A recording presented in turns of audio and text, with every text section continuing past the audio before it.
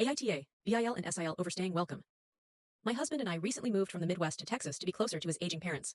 After being in our house for about 2 weeks, our sister-in-law went into labor at 33 weeks. The baby was born at pounds and is relatively healthy, but has been in the NICU for the last couple of weeks and will potentially be there for several more until their anticipated due date and or they reach a more stable weight. My BIL and SIL live in a town about 30 minutes from the hospital where the baby was delivered and is now in the NICU, which happens to be about a half mile from our new house. We initially offered to let them stay with us for a few nights because of our proximity to the hospital, but I very quickly started feeling overwhelmed and annoyed by their habits. 1. The front door was left unlocked after they stopped by one day while both my husband and I were not home. We told them where the spare key was, but they didn't put it back and didn't lock the front door when leaving. 2. They took over both of our guest rooms. They seemed to be using one as a storage unit with baby supplies, clothes, random things while using the other room to sleep. They also have shut both bedroom doors, which for whatever reason feels very entitled to me, like they are cordoning off space that really isn't theirs.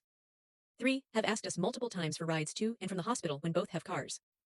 4. We had out-of-town guests scheduled to stay with us prior to the baby being delivered, and when we asked them to have their things out of the house so that we could clean, wash sheets, etc., they waited until the last minute, leaving us with insufficient time to prepare for our planned guests.